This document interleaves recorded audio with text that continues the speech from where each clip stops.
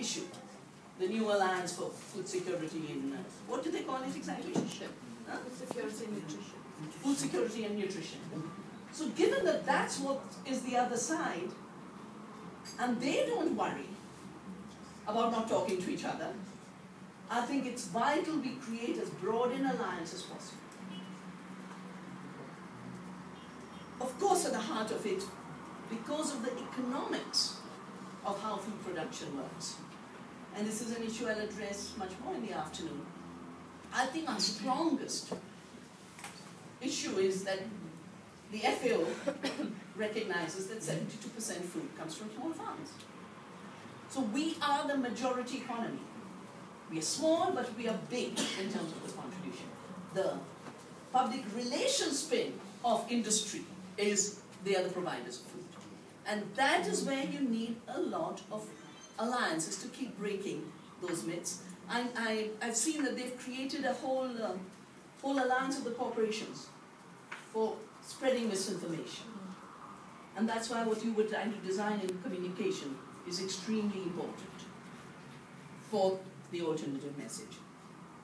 So the food sovereignty of the producers becomes key, and within that becomes key the rights to resources. Is how do you produce without soil and land if there's land grab? How do you produce if seed is Monsanto's intellectual property and no more in the hands of farmers? So seed sovereignty becomes vital to food sovereignty. How do you produce if your water is being grabbed just as much as the land is being grabbed? So the rights to resources issue becomes very, very intimate.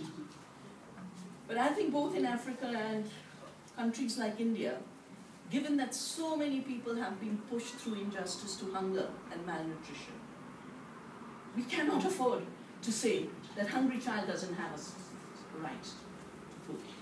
That right to food is part of food sovereignty. So we need a very composite articulation of what food sovereignty is. It is at the level of the eaters. It includes issues of biosafety. It includes issues of labeling. It includes the right to food movements. I mean, in India, that's the big issue. And one more quick issue of this is, I'm sure if you look at the G8, if you want to look at where the G8 will go, it's exactly where India went in 2005, where all the companies, from seed to trade to retail, and processing and retail, joined up to write an agreement, to get the US government to write an agreement with the government of India. And they came together and in an integrated chain. So to respond to every aspect of threat they pose, processed food and the disease issues, we need all of those rights to health and nutrition as part of this bundle of food sovereignty. And it's the right to food, it's the right to adequate food, the right to nutritious food, the right to safe food. And I think one of our biggest strengths, industry tries to define the whole debate as technology. We have to define the debate as democracy, justice, culture. Because those are things they can't control. Those are things we define. And culture is our biggest strength on the issue of food. They cannot tell a community, give up your local food, if that community takes pride in its local food. It's the biggest fight. Yeah? And then there's the knowledge sovereignty. I don't think we can ignore the fact that without agroecology as an articulation of knowledge sovereignty, without reclaiming seed in the commons as an articulation of knowledge sovereignty, and getting rid of patents on seed, which is why we have the Seed Freedom Alliance we've built up over time, and I can share with you a little bit on how to build big alliances with very little money and to be very, very creative. So the knowledge sovereignty is where agroecology comes from, so we need the link between agroecology and food sovereignty. We've got to find anyone, whether it's a grandmother with knowledge of good farming practices, or it's a scientist in a local college, invisible but very knowledgeable. We can't say they can't be part of this network.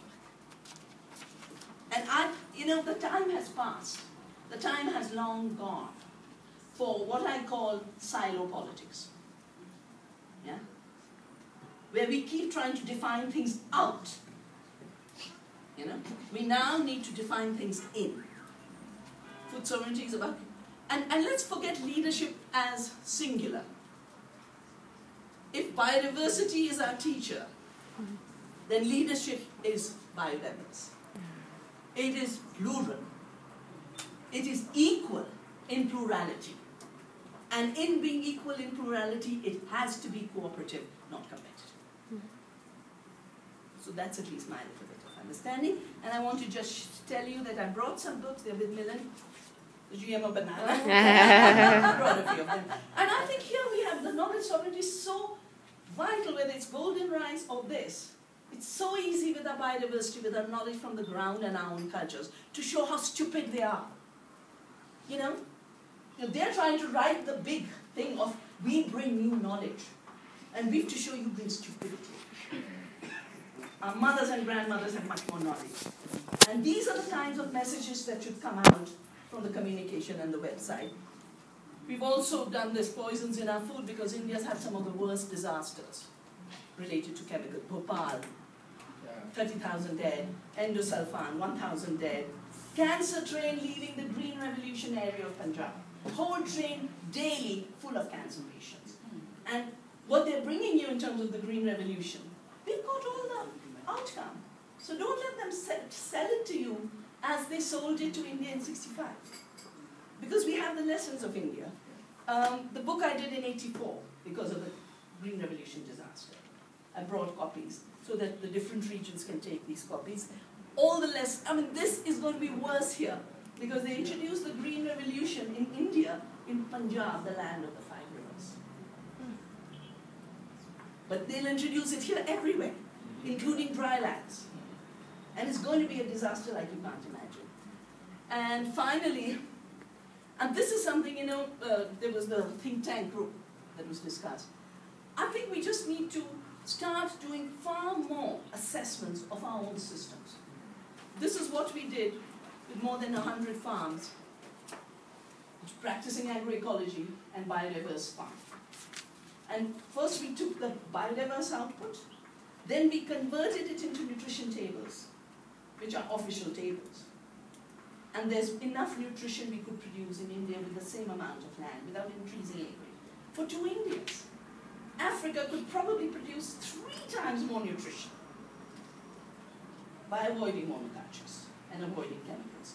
So, like I said, I'm here as a little friend of AFSA, and I think if we join hands within Africa, at the continental level, across sectors, and then join hands as and when needed, globally, I think, you know, food sovereignty has a very strong chance, but we have to be, we can't be narrow-minded, and we can't be short-sighted.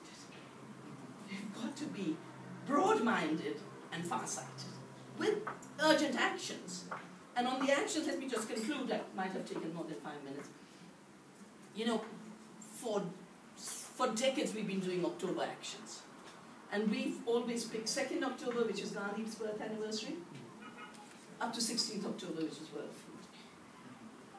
So 2nd October, because that's where we can reiterate 2 things, that sovereignty is our birthright. Swaraj, self-rule. And interestingly, Gandhi wrote his book on Swaraj, sailing on the ship from England to South Africa. He wrote it non-stop. When he got tired with one hand, he wrote it with the other hand.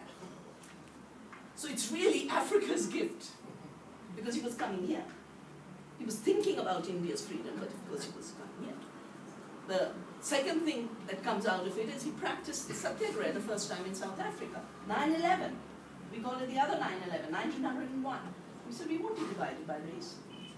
Sorry, we won't wear these badges. The determination to not cooperate with unjust law. So, 2nd October is very powerful for that. 16th October, World Food Day, transition to the year of the family farm for next year, showing how much. And this year, because Monsanto gave itself the World Food Prize, we decided we are going to give local food heroes. Local food prize. The real food prize, as we are calling it. And this is a way to organize what you were trying to talk about. You know, 16th October, everywhere. Festivals. Find the grandmother who never gave up her old seed. Find that little shack which is still selling some good food. You know, anyone who's keeping the food sovereignty alive through their daily practice and celebrate it.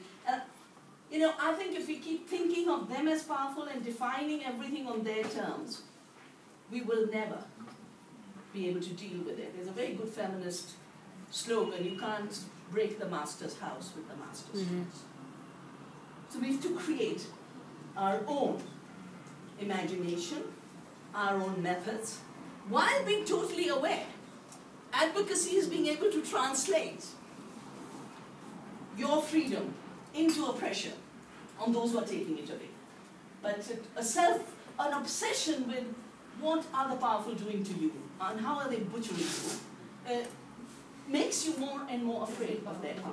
And we have to think more and more of how much power do we have that we can unleash in ways that can't be controlled. That is the real key. That's the truth. And there's such potential in this continent. I've come here to first pay tribute to the land from where all of us started. Yeah? But also to really offer solidarity. Offer solidarity in a very deep way. Deepest part. Thank you.